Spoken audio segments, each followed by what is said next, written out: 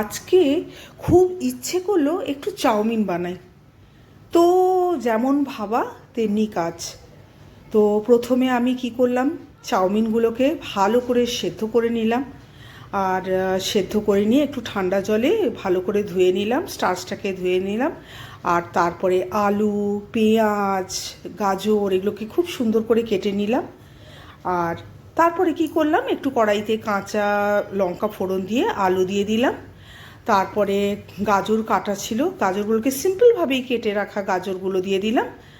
আর তারপরে পেঁয়াজ দিয়ে এবার এই তিনটে ইনগ্রেডিয়েন্টসকে খুব সুন্দর করে ভালো করে রিফাইন্ড অয়েলে এগুলোকে ভাজতে থাকলাম। ভালো করে ভাজলাম, বেশ সুন্দর করে ভাজা হচ্ছে।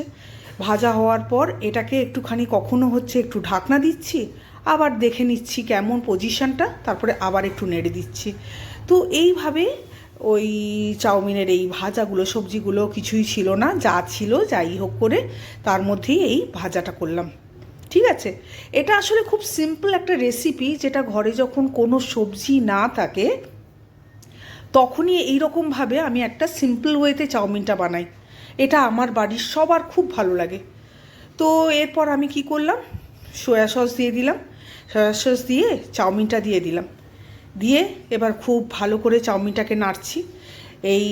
এতে কখনো কখনো এমনও হয়, সয়া সস না দিয়ে এই সব সবজিগুলো যখন ভাজা হয় তখন একটু গোলমরিচ গুঁড়ো দিয়ে দিই, সিম্পল নুন আর গোলমরিচ গুঁড়ো দিয়ে দিই।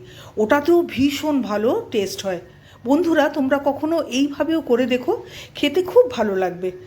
তো যাই হোক, সয়া সস দিয়ে এইভাবে ভাজা হয়ে গেল।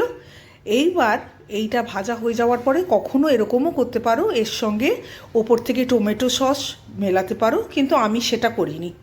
আমি এটা এমনিই ভেজে নিলাম সয়া সস দিয়ে। তারপর যখন সার্ভ করব তখন টমেটো সস দিয়ে সার্ভ করো, দেখো খেতে কেমন লাগে। জানি না, আমি তো এইভাবেই বানাই।